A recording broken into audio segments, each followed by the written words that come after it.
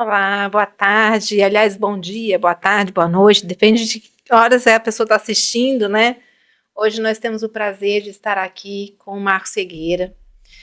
Como sempre, Marcos, eu não apresento as pessoas antes, né? Eu deixo que a história que nós vamos contar aqui faça com que cada um que está ali crie suas lentes sobre quem é o Regueira que está aqui com a gente hoje.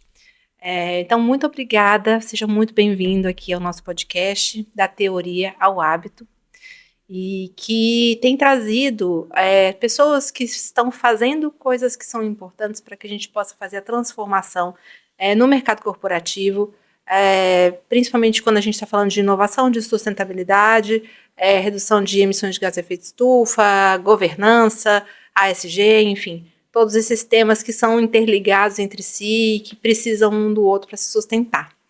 Então, seja muito bem-vindo, Regueira. Obrigado. Prazer estar aqui com você. E eu queria que você começasse contando um pouquinho da sua história de vida. Assim, de onde que veio o Regueira? Nós estamos aqui em Florianópolis, para quem não sabe, na sede do Sebrae. Então, conta pra gente, quem é Regueira? Eu nasci aqui em Florianópolis, né? No século passado já, mas nasci aqui, estudei aqui, quando Florianópolis era bem pequeno. Eu sou muito curioso, eu gosto de estudar. Quando não tinha aquela frase, né, o lifelong learning, eu já praticava sem saber que eu estava fazendo isso, né? Sempre tive um interesse muito grande pela eletrônica. Era adolescente, com 15 anos eu comecei a fazer um curso de eletrônica por correspondência, na época literalmente por correspondência. Era aquele do correio mesmo? Aquele que vinha pelo correio, a apostila, a cada 2 semanas eu ficava de plantão no muro lá de casa, esperando o carteiro. Tá? Era um curso que tinha teoria da eletrônica e tinha uma parte prática, e ferramentas e peças para montar um rádio. Tá? Bem lá no primórdio da eletrônica, como a gente conhece hoje. Tá? Então, realmente foi muito legal. Depois, estudei, fiz ginásio científico aqui no Colégio Catarinense, um colégio bem tradicional aqui, no Colégio Jesuíta. Depois, na faculdade, eu fiz engenharia elétrica. Tá? Na época, você podia optar depois, na reta final lá, pelas cadeiras optativas, mais para a área de energia ou para a área de telecomunicações. Eu fui para a área de telecomunicações, daí eu fiz um estágio no último ano da faculdade, eu fiz estágio na antiga Companhia de Telecomunicações do Estado. Daí recebi uma proposta para trabalhar, mas eu queria estudar um pouco mais. Eu não achava que não devia parar ali. Daí eu fui fazer mestrado lá na Unicamp, em São Paulo. Fiz um mestrado em engenharia de telecomunicações. Tá? Fiquei dois anos lá. E daí, quando eu terminei o mestrado, daí eu voltei àquela proposta da Telesc, ainda estava em vigor. Daí eu voltei, comecei a trabalhar na Telesc. Minha primeira responsabilidade foi montar um laboratório de desenvolvimento de produtos. Olha que sensacional. Quer dizer que, mesmo já no começo, você já estava na área de pesquisa, sempre ficou pesquisando, né? Sua curiosidade sempre te levou para pesquisa. Em paralelo com isso, em grande parte da faculdade, eu já tinha o meu laboratório em casa. Né? Quando eu terminei o curso por correspondência, daí eu já tinha as ferramentas e eu desenvolvia muita coisa em casa. Eu tinha uma sala fechada mesmo, Que bacana. um laboratório de 4 metros quadrados. Na verdade, a Telesp, ela te deu budget para você criar o laboratório que você sempre sonhou. Sim, foi isso. A época, quando eu estava, acho que no terceiro ano da engenharia, aqui em Santa Catarina, tinha um campeonato de rally de regularidade, que era muito forte, muito organizado, sabe? E algumas pessoas que participavam do campeonato de rally eram colegas de faculdade. Então a gente era amigo dos ralizeiros. Tá? E aí eu desenvolvi. Uma vez eu fui num treino deles e era um troço muito arcaico. O cronômetro ainda era aquele redondão de ponteiro desse tamanho. Pô, rally de regularidade, eles escolhem as piores estradas que existem para fazer o troço. Quanto mais difícil. O cronômetro era analógico, um batatão, a calculadora era mecânica, tá? E tinha um medidor de distância, que a essência do rally de regularidade é você fazer um determinado deslocamento num tempo bem preciso. E o medidor de distância também era mecânico e muito difícil de ser ajustado. Daí eu desenvolvi um cronômetro eletrônico, que era grande, mas substituía o analógico. Com mais precisão. Então, você tirava o rádio do carro, naquela época dava para tirar o rádio do carro e substituía, colocava o cronômetro. Que bacana. E o cronômetro tinha um display bem grande, bem vermelho, então era muito fácil de ver, mas o grande diferencial dele é que esse cronômetro ele contava minutos e centésimos de minuto, ele não contava segundos, ele não dividia o minuto por 60, ele dividia o minuto por 100. Ficando sempre no centésimo, tá? Era muito mais fácil para o navegador fazer a conta. Tá? Ele tinha uma determinada distância para andar e o tempo.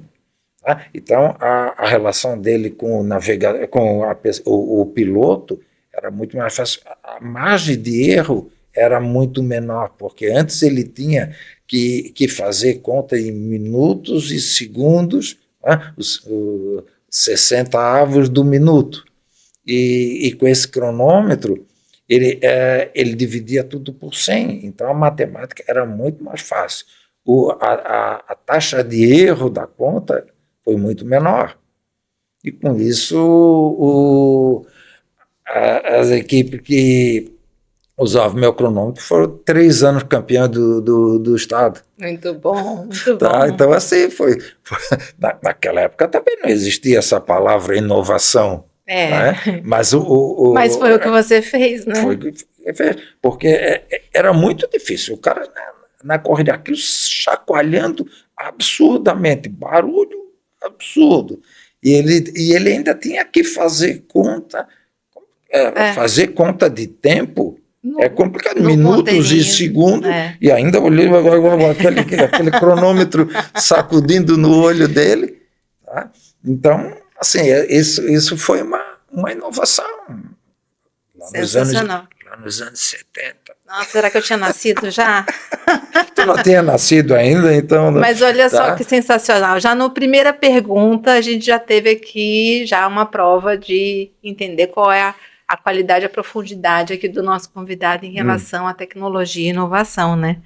Então, e foi um exemplo ótimo, porque é para entender isso, como é que o que a tecnologia e a inovação veio para, né? Ela veio justamente para não só melhorar o processo, mas às vezes até mudar o processo, uma vez que do jeito que está sendo feito não está tendo um resultado de excelência, porque foi isso, né? A margem de erro, reduzindo margem de erro, né? Reduzindo o risco, enfim, são esses pontos e que com seu exemplo já foi brilhante. Mas antes da gente continuar num lugar que é onde você está hoje, conta também pra gente sobre o seu drone, porque, né, essa história também foi sensacional, eu nunca esqueci. Você gosta. Não, mas deixa eu fazer...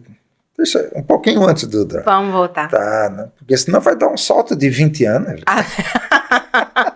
Tá, esse cronômetro de Halley aí, isso foi na década de 70, final da década de 70.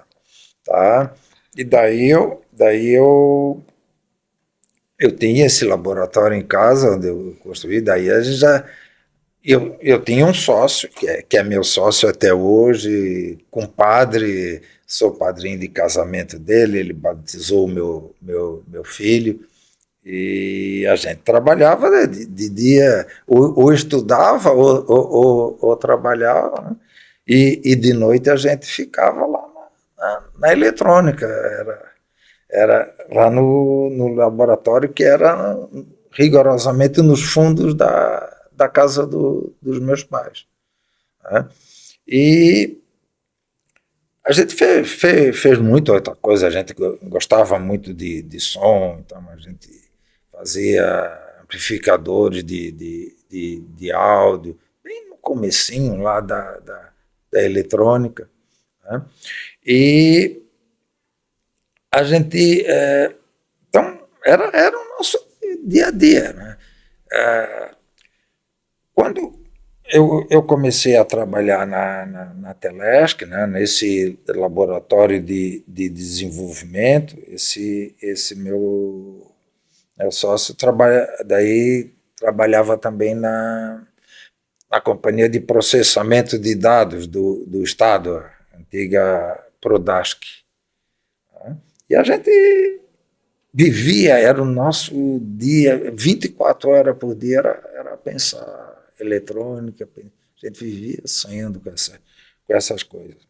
E a primeira incumbência que eu recebi lá na Telesc para trabalhar nesse laboratório foi desenvolver um despertador automático via telefone, que na época tinha o serviço despertador, você discava 134, daí tinha uma moça bonita que ia atender, eu quero ser chamado amanhã às 6h30 da manhã, sim, pois não, qual é o seu telefone? O meu telefone é...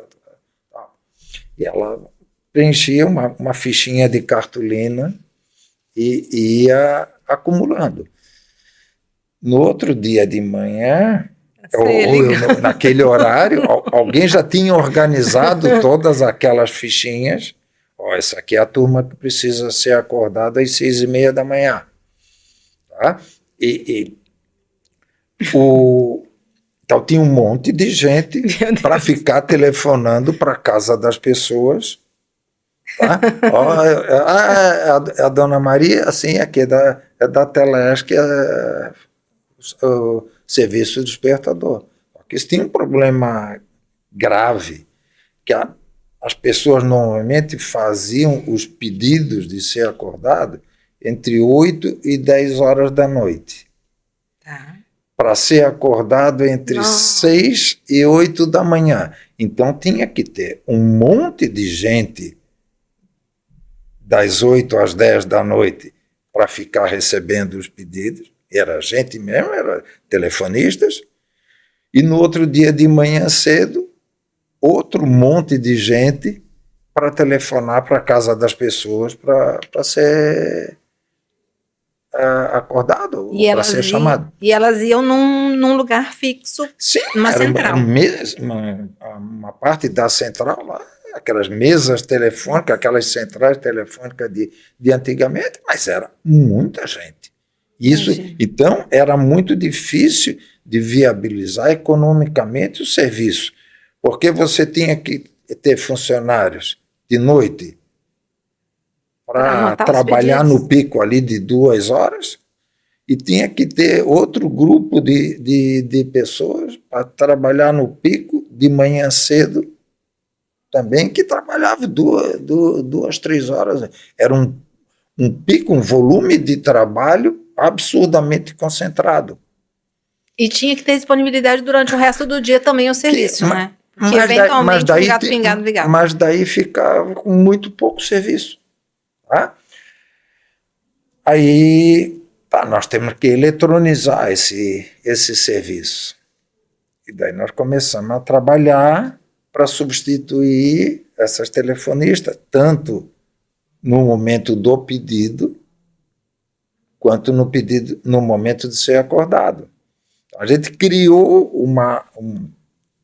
uma sistemática, né, usando aquele código 134, que era o despertador. Daí a gente criou um protocolo que depois foi adotado no Brasil inteiro, sob a égide da Telebrás. Então, assim, 134.1, se você discasse 13410700.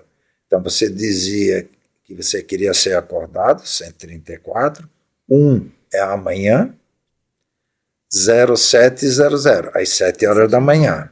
Se você discasse 134.20700, era a ser acordado depois de manhã.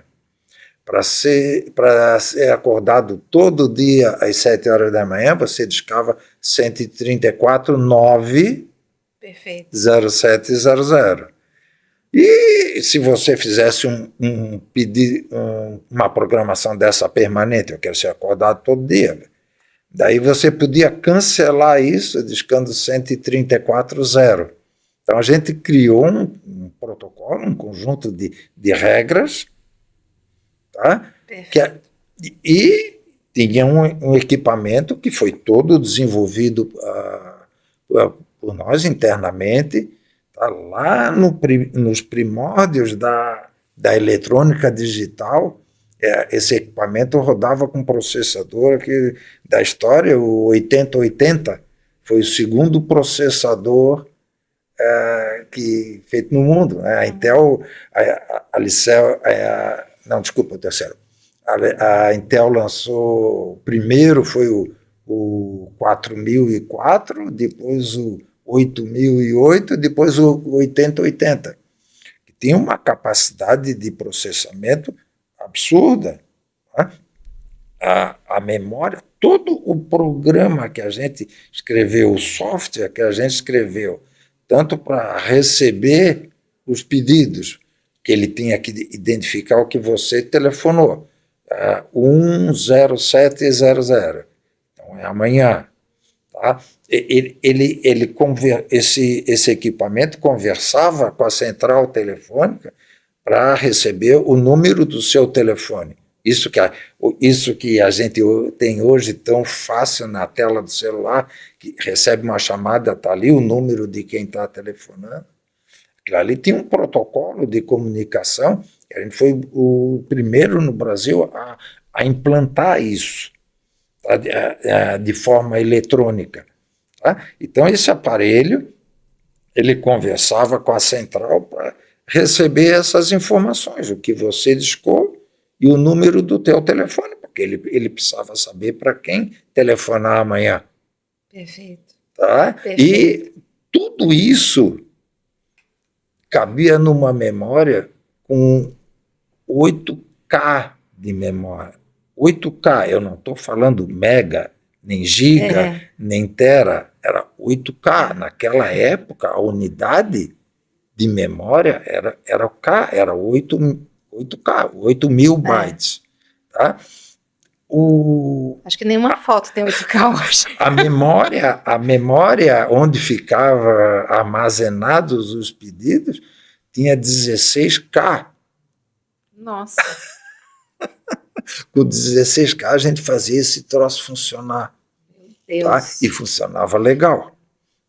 Ele funcionou Cara, lógico que no começo foi bem difícil. A gente não tinha essas linguagens de programação que que os pré-adolescentes hoje já dominam, era tudo programado em linguagem de máquina. Nem BASIC tinha na época.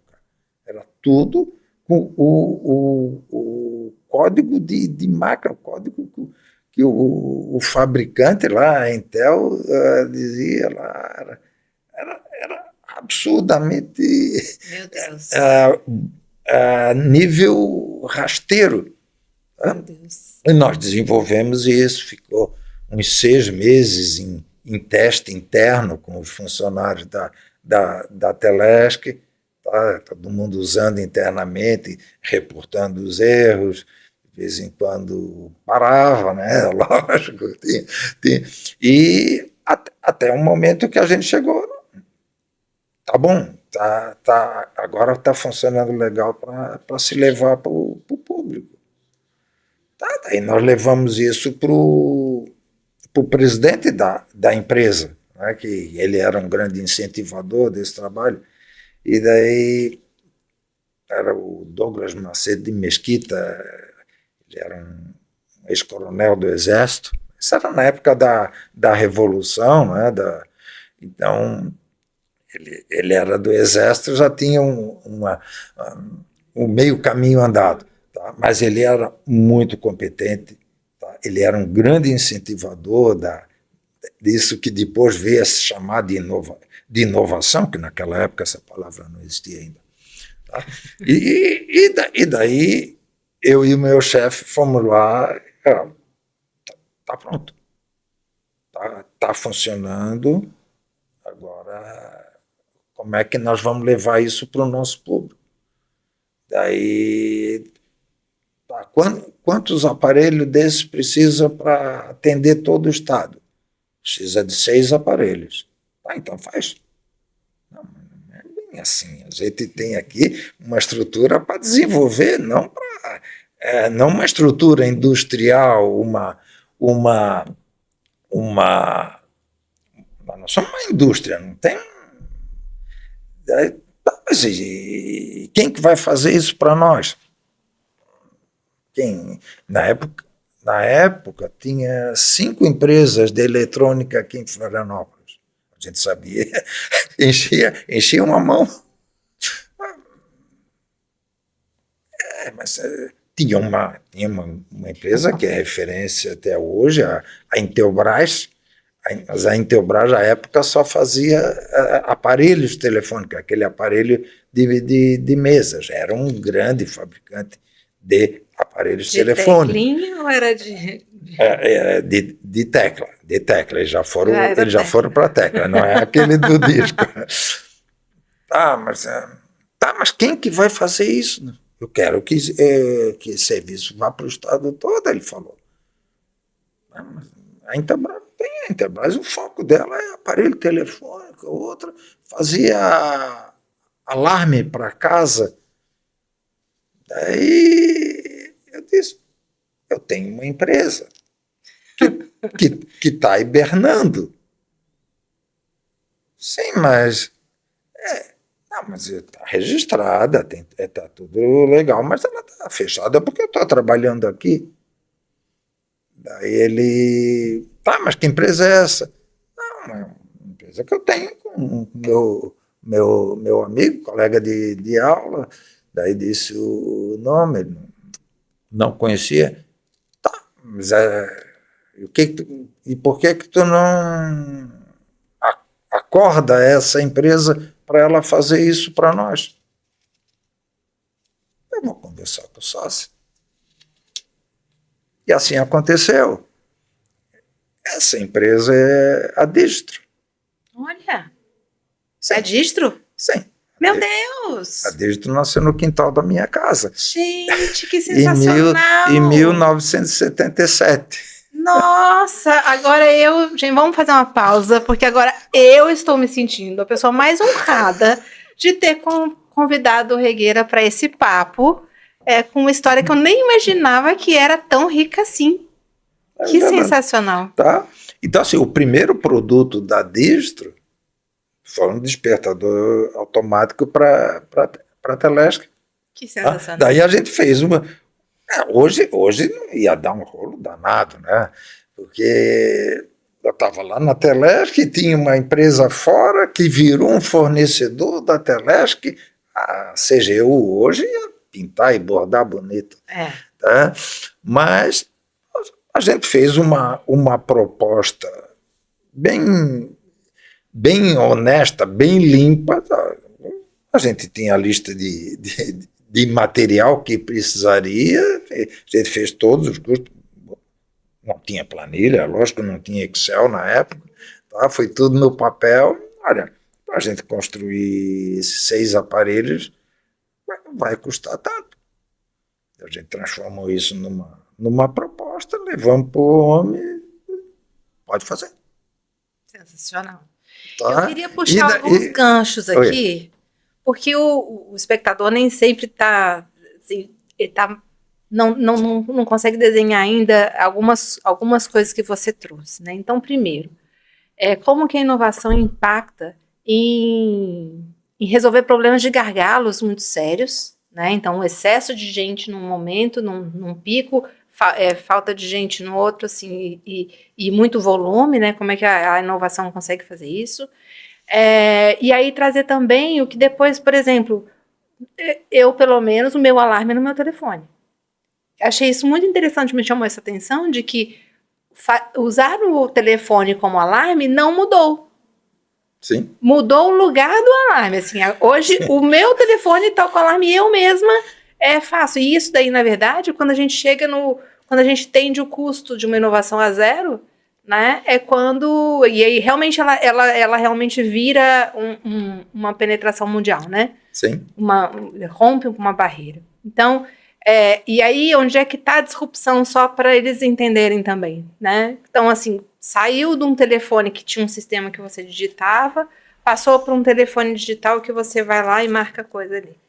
Então, a disrupção foi no sistema, né? O sistema da telefonia que depois morreu, faz, sim, parte, porque é uma evolução.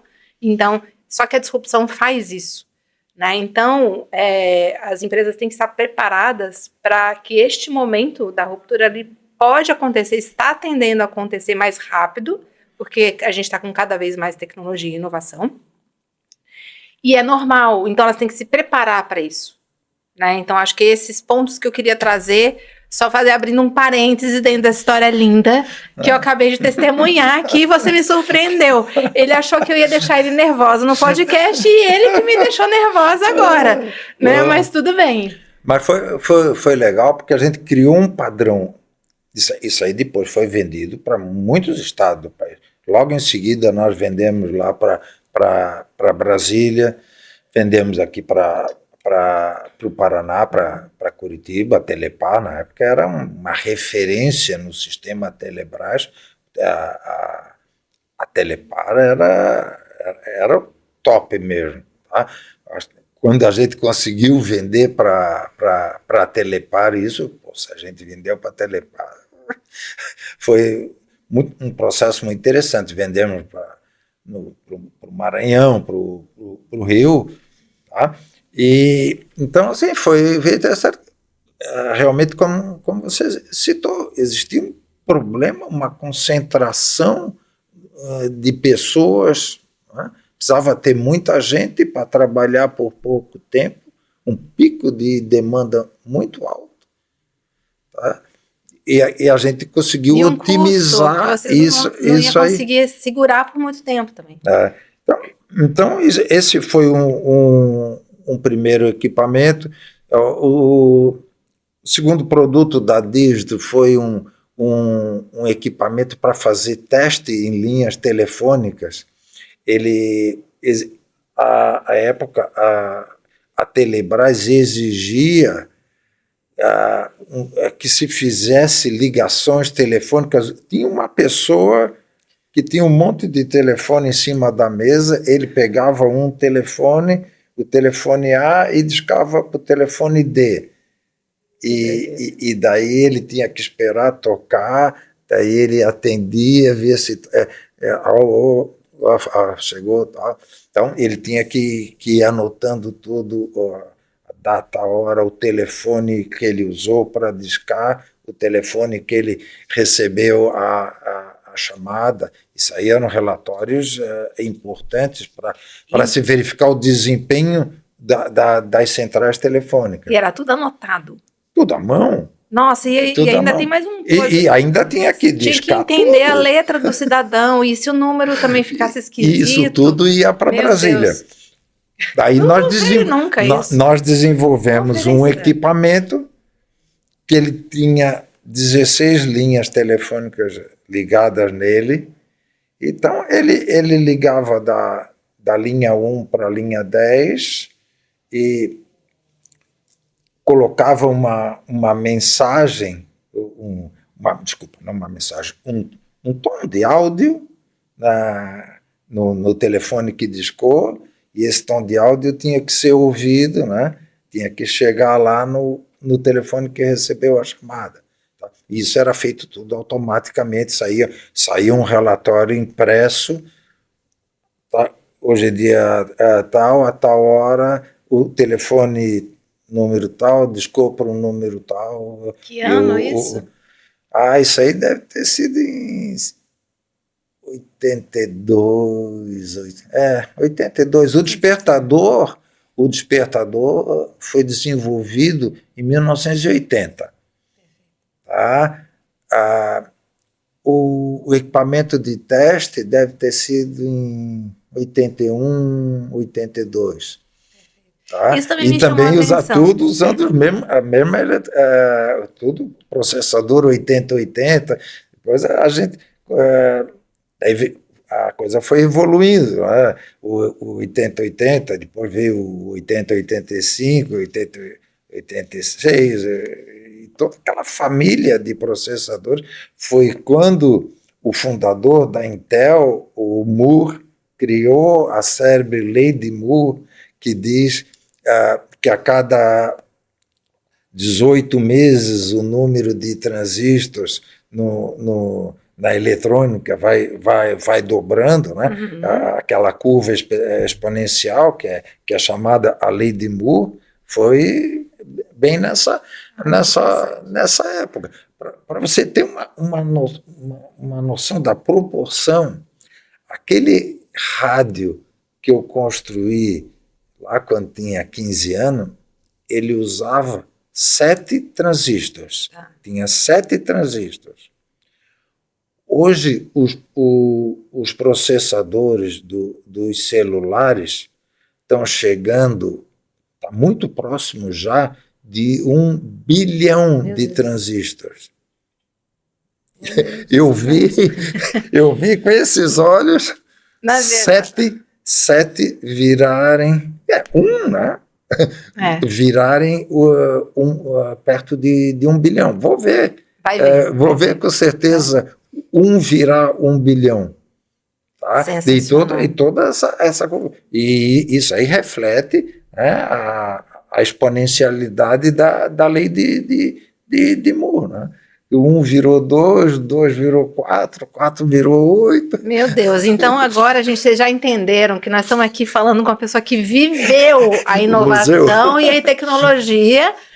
Não é museu porque ele continua atuando, né? Ele não está parado, exposto num lugar. Que eu acho, inclusive, que a gente vai ter que avançar nesse assunto. O drone vai ficar para o próximo podcast. Porque, além de tudo, eu só queria trazer mais uma coisa que me chamou a atenção também. O processo da tecnologia também não mudou. Então, existe o desenvolvimento, existe a análise do problema, existe o desenvolvimento do problema, depois existe a fase de testes, e aí sim coloca isso para rodar. Talvez o tempo que isso é feito hoje é muito mais rápido. Mas este processo também nunca foi alterado. Então, me chamou a atenção isso, que assim, às vezes a usabilidade não muda, o processo não muda.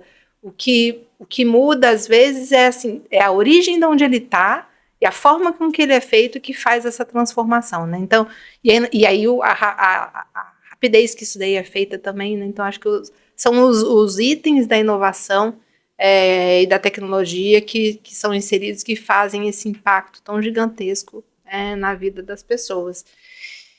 E aí, vamos contar agora então, né? Vamos.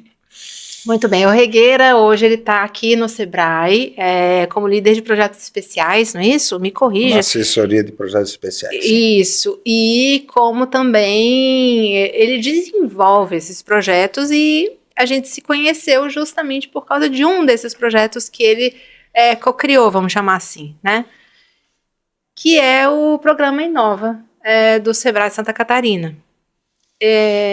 Eu acho que eu não me sinto com propriedade de falar sobre Inova diante da sua presença, então eu queria que você falasse um pouquinho o que foi isso, assim, como que isso realmente foi disruptivo no setor institucional do Sebrae, né, no mercado como um todo. Certo. Lá por 2019, nós começamos... O Sistema S, de uma maneira geral, né, ele de vez em quando vem algum ministro aí querendo cortar uma parte dos recursos, sai uma tesourada aqui, uma tesourada aqui. Então, de uma maneira geral, nós temos uma preocupação com a sustentabilidade financeira dos órgãos do Sistema S, onde o Sebrae é um deles. Existe um programa muito bem sucedido do Sebrae Santa Catarina, que é o Startup SC, que é o maior programa de apoio a startups, de capacitação de empreendedores, né, focado em startups no Brasil. Lá em 2019, 75 empresas haviam passado pelo programa Startup SC. E eu peguei uma planilha, daí já tinha planilha Excel, né? Eu peguei uma planilha, tá? E comecei a trabalhar. Estavam lá essas 75 empresas, tá? Algumas delas já tinham sido vendidas, né? O que no vocabulário do Venture Capital é o exit, né? Quer dizer, quando uma empresa é vendida ou é fundida com outra, daí o merge, né? O M&A, Mergers and Acquisitions, né? As fusões e aquisições. Duas, eu acho que, se não me falta a memória, eu acho que duas tinham fechado. Não deu. No jargão do Venture Capital, é o write-off, né? A perda. Fechou, faz parte do risco. E eu levei, junto com o nosso assessor jurídico, Pedro Pirajá, que no sistema Sebrae é considerado o advogado mais inovador do Brasil, tá? Nós levamos para a nossa diretoria uma ideia de um programa de investimento em startups que cumprisse com a obrigação do Sebrae. O Sebrae existe, é o serviço de apoio a micro e pequenas empresas, essa é a obrigação, é para isso que o Sebrae existe, mas também que tivesse um efeito colateral bom de ser uma possível fonte de recursos complementares para o Sebrae. 75 empresas. Se o Sebrae tivesse investido R$200 mil em cada uma delas, à época que eles entraram no programa, o Sebrae teria usado R$15 milhões. Tá? Com os êxitos que já tinham acontecido até 2019, o Sebrae teria recebido já R$30 milhões.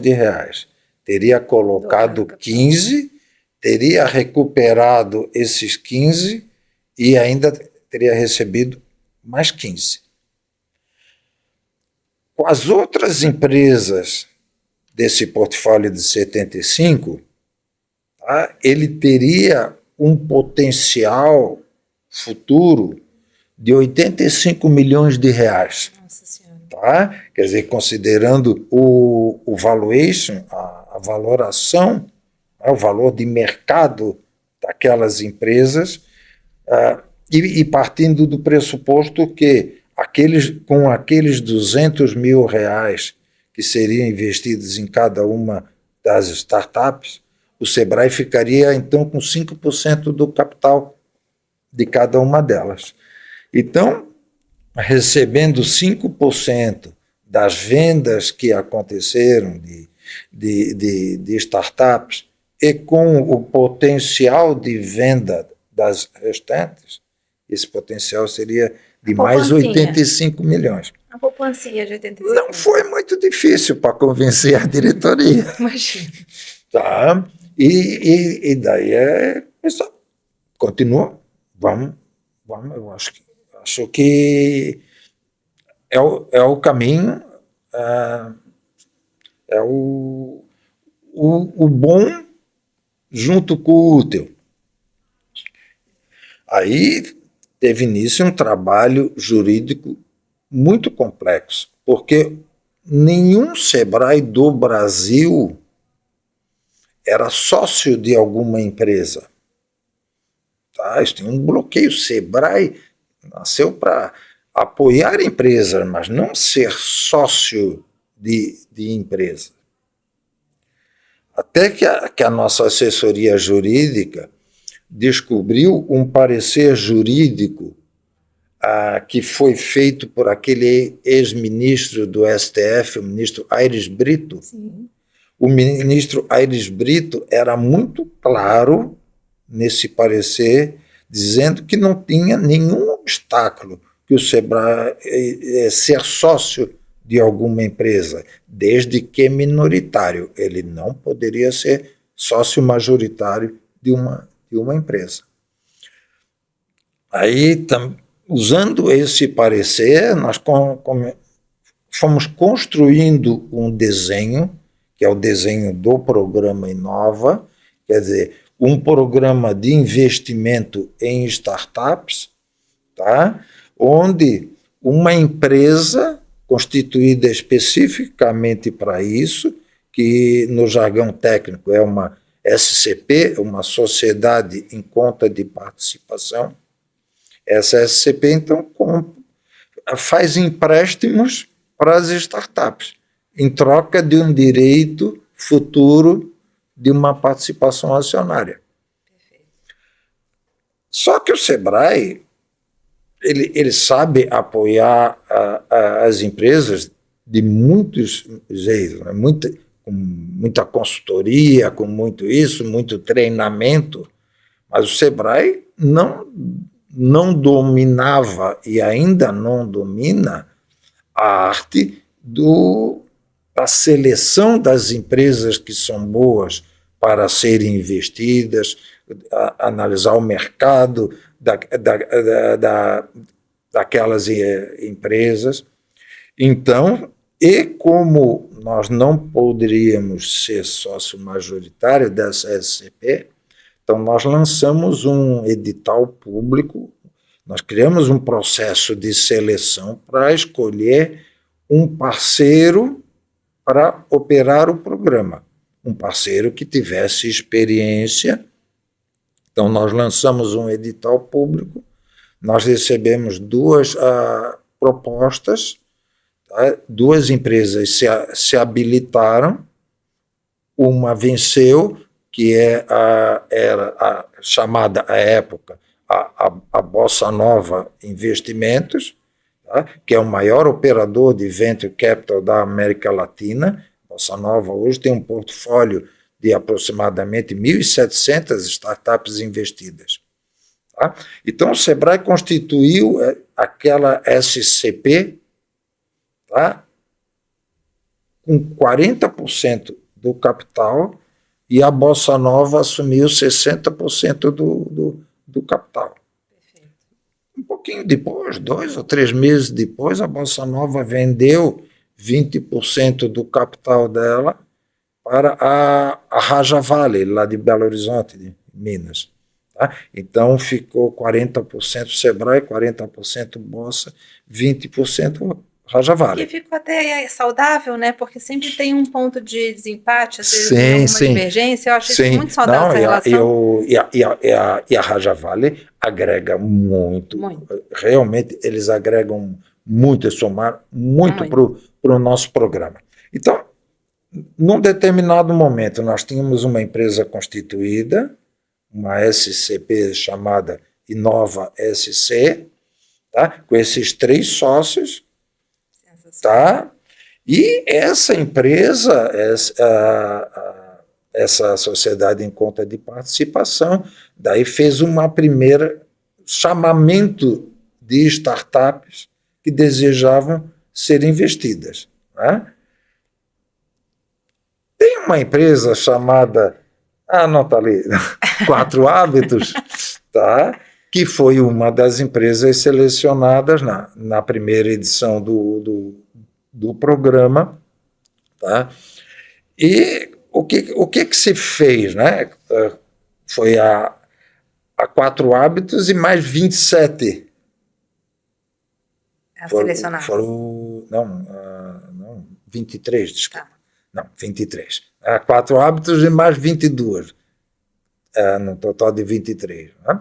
Se fez um mútuo, um empréstimo, tá? Para a 4 Hábitos, e essa empresa, essa SCP, ela tem o direito, no futuro, de receber aquele empréstimo, o empréstimo corrigido, ou uma participação acionária. Né? O contrato é padrão para todas as startups. Tá?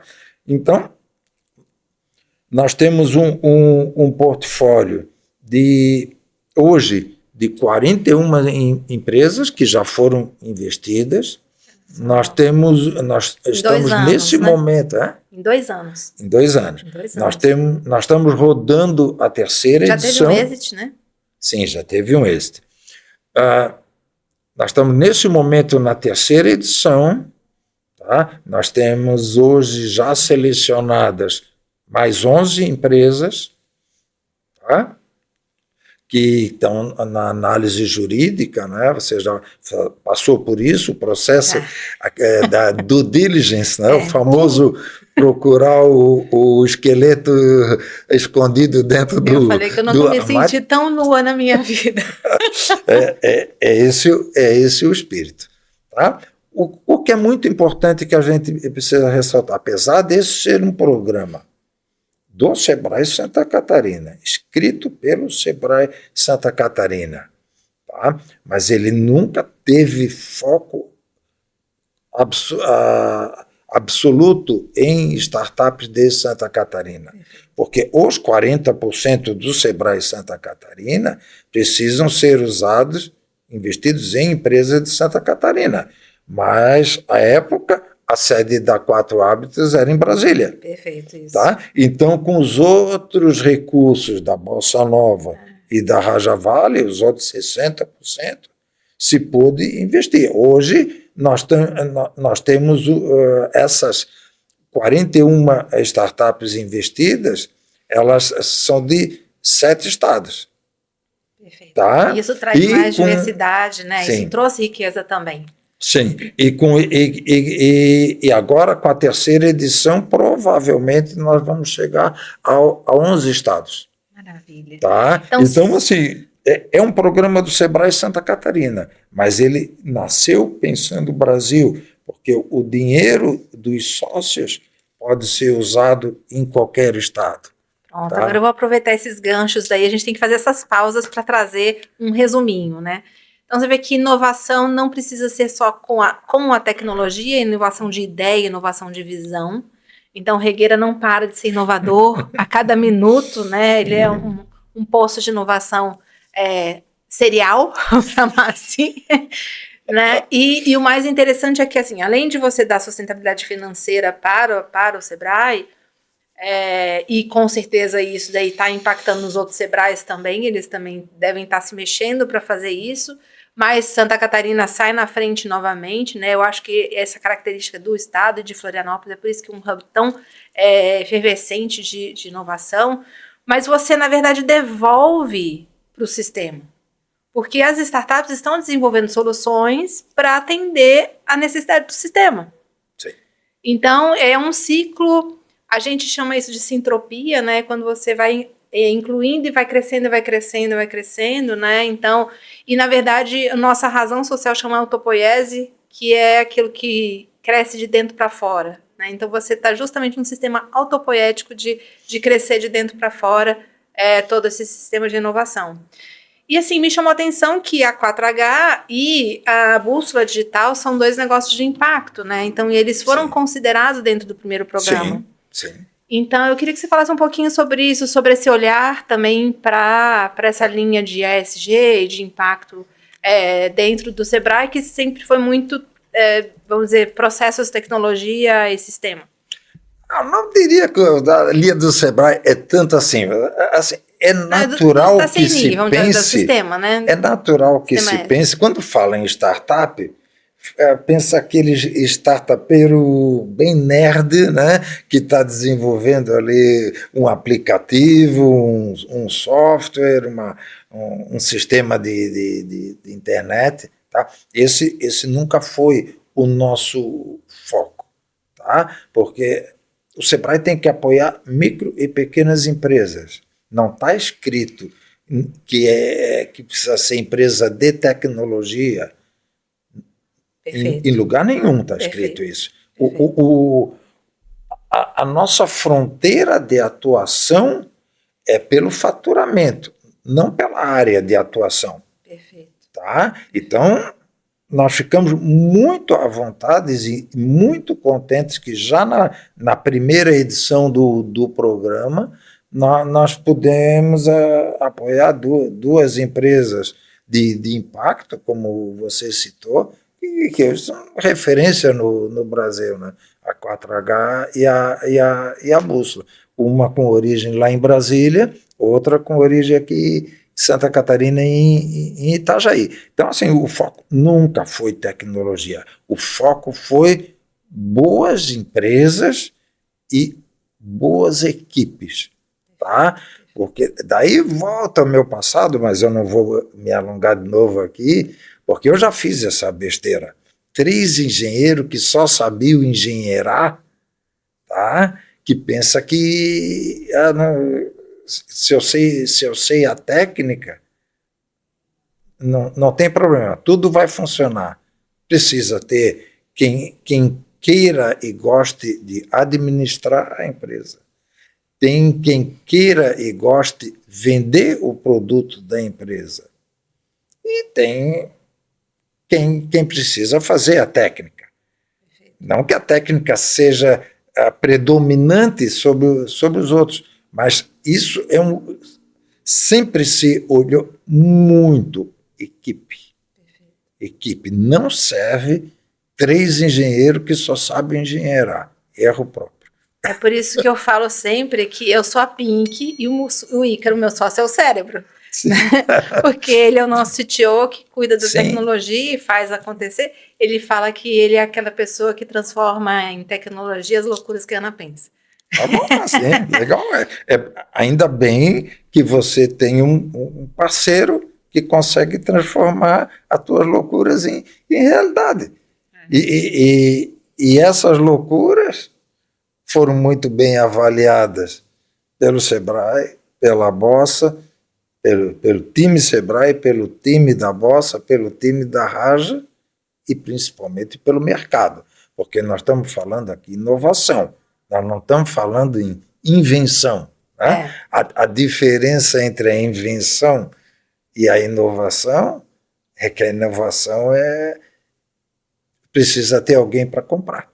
Né? Você precisa convencer o cliente, ele precisa resolver uma dor do cliente, ele está disposto a te pagar. Porque se você só resolve a dor dele, mas ele acha que aquilo tinha que ser gratuito, no sentido exato da palavra, e não é hoje como esses aplicativos free, que eles estão ganhando dinheiro em cima dos teus dados. Né? Então, ali, aquilo é um chamativo, é uma isca para você ir lá para fazer o cadastro e ele vende o teu cadastro depois. Tá? Então, esse é o grande diferencial entre invenção e inovação. Inovação, você precisa ter gente disposta a pagar por isso, reconhecer valor por isso. E está disposto a colocar o dinheiro na mesa. E como a gente trabalha com o mercado corporativo, a gente não tem como vender os dados deles.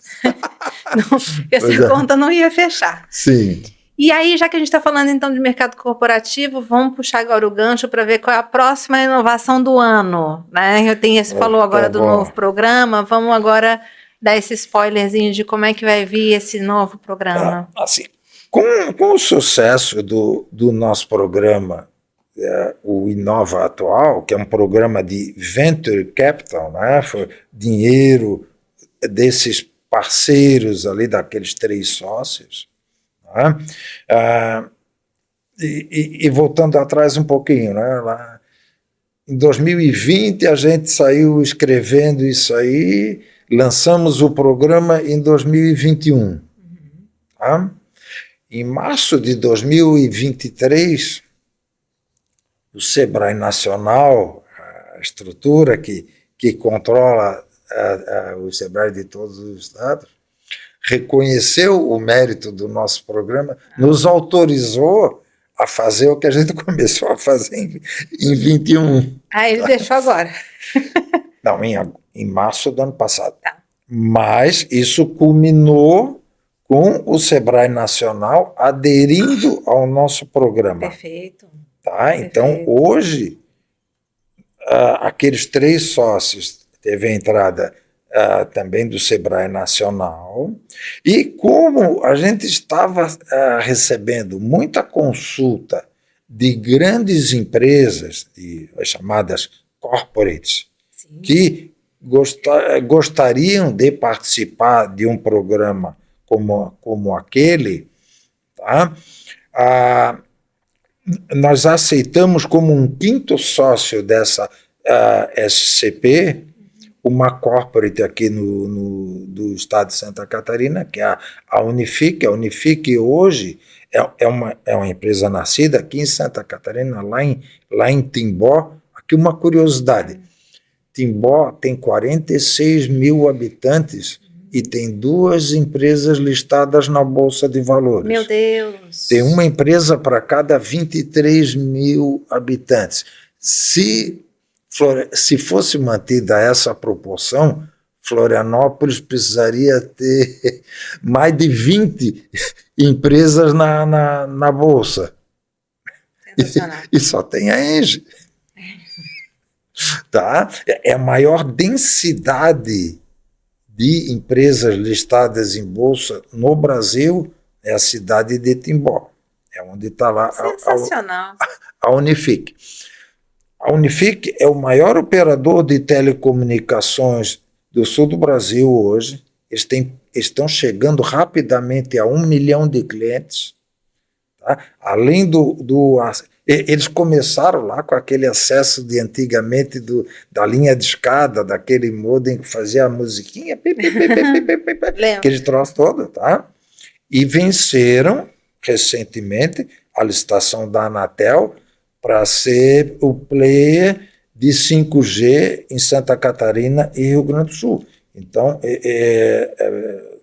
esse ano, breve, talvez ainda no primeiro semestre, eles já começam a operar 5G, concorrendo com aqueles players habituais do mercado, né? Claro, Vivo e Oi. Tá?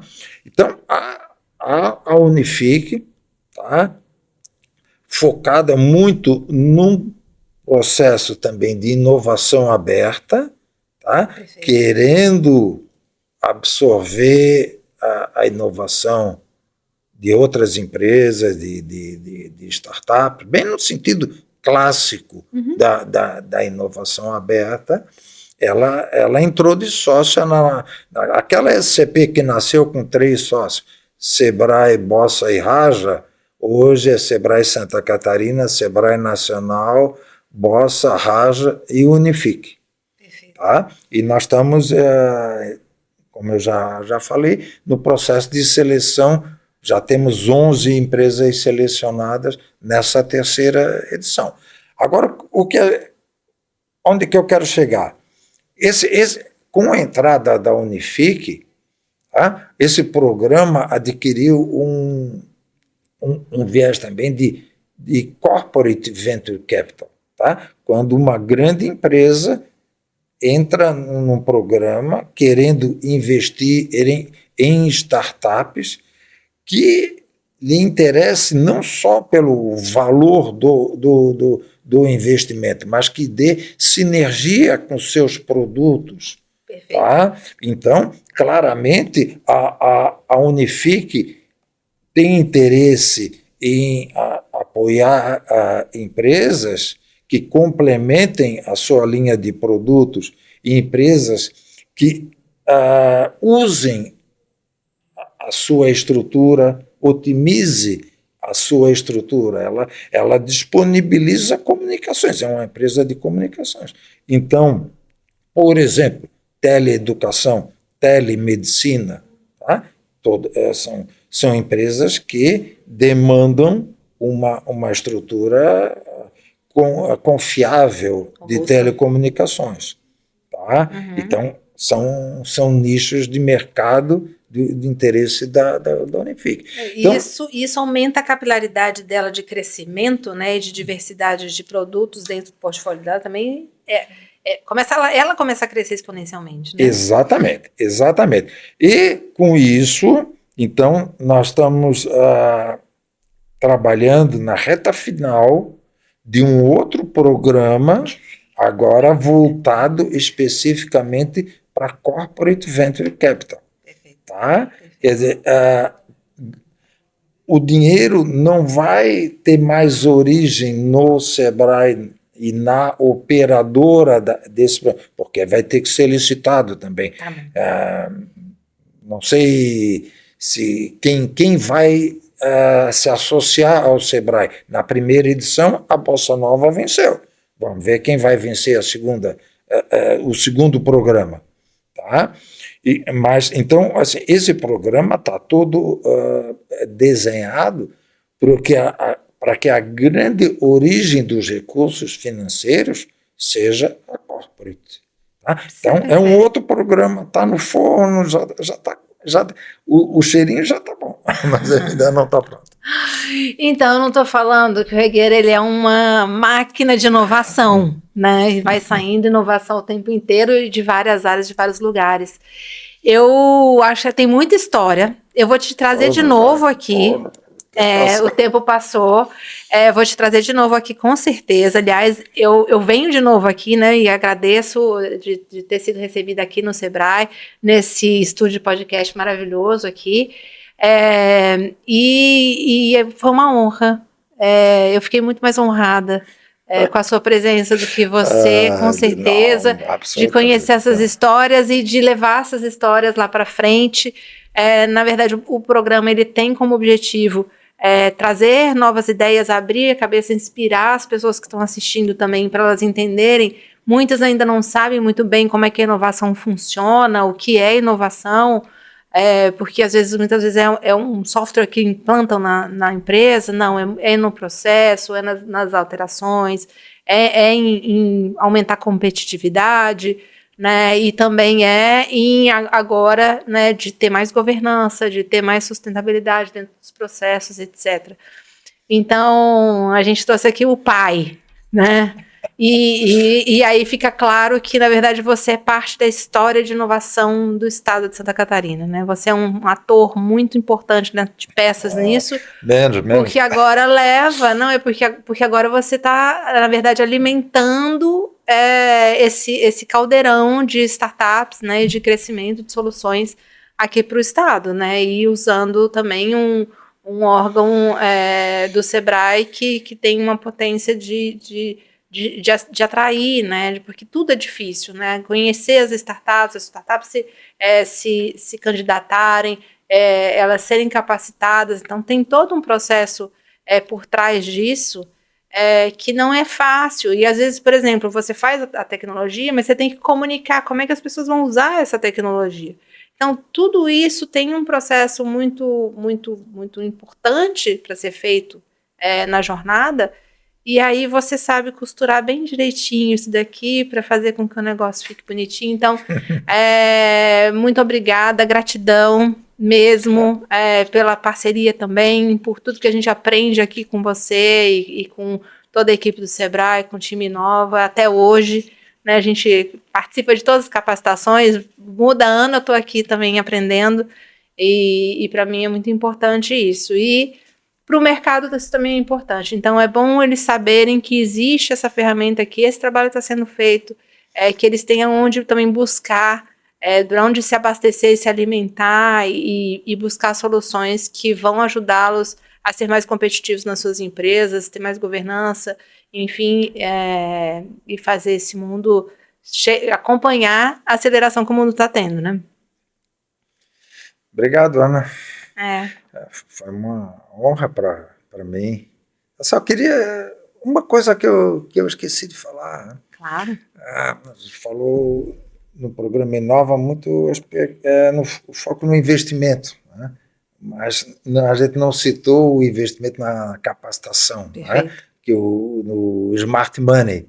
Né? Perfeito. E eu digo e eu repito, eu entendo que o nosso money é o mais smart do mercado, porque vai junto uma grande carga de capacitação, de mentoria. Tá? Então, esse é o ponto. E isso é também alinhado diretamente com o Sebrae. Né? O Sebrae, no seu dia a dia, o que faz capacitação, consultorias, mentorias. Tá? Então, é lógico que a gente precisava enfatizar muito isso no nosso programa. A gente não enfatizou aqui no áudio, na mensagem, mas no programa com certeza, e tanto que nessa segunda edição, tá, o NPS das capacitações atingiu 94. Olha. É um número absurdamente alto. Tá? Para que vocês tenham uma ideia do nível de satisfação dos empresários que foram investidos na segunda edição com o programa. E assim, como participante, né, a gente participou do primeiro, mas aí no segundo já estava aqui de novo, porque ele não se repete, né, assim, as coisas mudam com muita velocidade e são mentores diferentes, então é sempre não é igual sala de aula que a quinta série, não.